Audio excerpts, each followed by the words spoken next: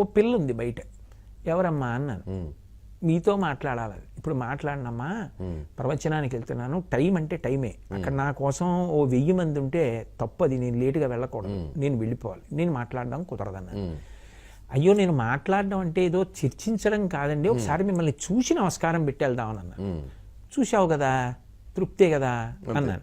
అలాగేనండి మెట్లు దిగిపోతోంది, లిఫ్ట్ వచ్చింది. నేను అన్నాను, ఎందుకమ్మా లిఫ్ట్ వచ్చిందిగా, ఇలా వచ్చేయి నాతో అన్నాను.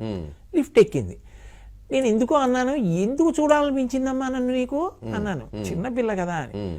అంటే నేను మీ ప్రవచనాలు విన్నానండి. నేను తెల్లబోయా. ఏమిటి, ఏం చదువుతున్నావు అన్న, బీటెక్ చదువుతున్నాను. ఏం విన్నావు అన్న, భాగవతం 10వ స్కంధం విన్నాను. నాకు కొంచెం ఆశ్చర్యం వేసింది. నేను దిగిపోయి కారు ఎక్కబోతూ ఆగి, నీకు ఏం నచ్చిందమ్మా అన్నాను. అంటే పిల్లలు పట్టుకోవడం అంటే ఎలా పట్టుకుంటారో చూడండి.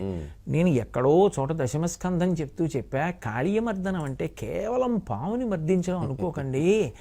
మంచినీళ్లు పాడు చేయడాన్ని కృష్ణుడు అంగీకరించలేదు. నిజానికి కృష్ణుడి బాల్య క్రీడలన్నీ టీవీ చూడడం, సినిమా చూడడం, ఏదో ఉత్తినే తిరగడం కాదుగా, సమాజ ప్రయోజనమైన పనులు చేసి తృప్తి పొందాడు. భగవంతుణ్ణి ఆరాధించడం అన్న మాటకు అర్థం ఏంటంటే, మీరు కూడా సంతోషాన్ని ఎలా పొందాలి అంటే ఒకరికి ఉపకారం చేసి, అది కృష్ణలీలలో అన్నాను. అది పట్టుకుందండి ఆ పిల్ల. నేను సమాజ సేవ చేస్తున్నా అంది. ఏం చేస్తున్నావు అని నన్ను ఆశ్చర్యపోయింది. నేను హాస్పిటల్కి వెళ్ళి కూర్చుంటానండి, నిరక్షరాస్యులు వస్తారు, ఇంకా ప్రసవం అయిపోవడానికి 1/2 గంట టైం ఉంటుంది, అప్పుడు వస్తారండి. వాళ్ళకి ఓపీ టికెట్ రాయించుకోవడం, 13 నెంబర్ వార్డుకి వెళ్ళాలంటే తెలియడం ఏమీ తెలియదండి. నేను వాళ్ళకి గబగబా ఓపీ టికెట్ రాయించి స్ట్రెచ్చర్ తీసుకొచ్చి ఎక్కించి ఆ వార్డుకి తీసుకెళ్ళి, ఇది ఎమర్జెన్సీ అని డాక్టర్తో మాట్లాడి, ఎక్కడో మందుల షాప్ ఉంటుంది, ఆ ఉచితంగా ఇచ్చేది, మందులు తెచ్చిపెట్టి ఈ ఉపకారం చేస్తూ ఉంటానండి.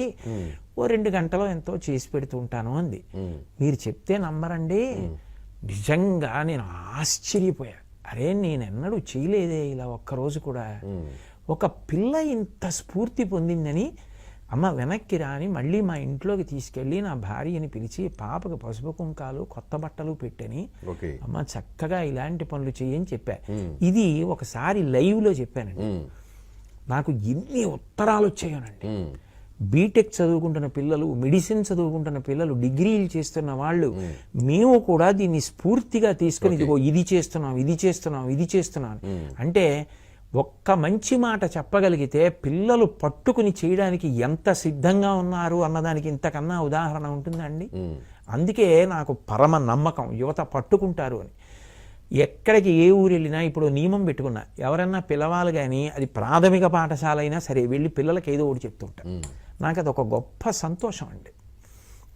ఆ మధ్యకాలంలో మా టీవీలో వరుసగా ప్రసారం అయ్యాయి, కేవలం పిల్లల కోసమే ప్రసంగాలు చేశాను.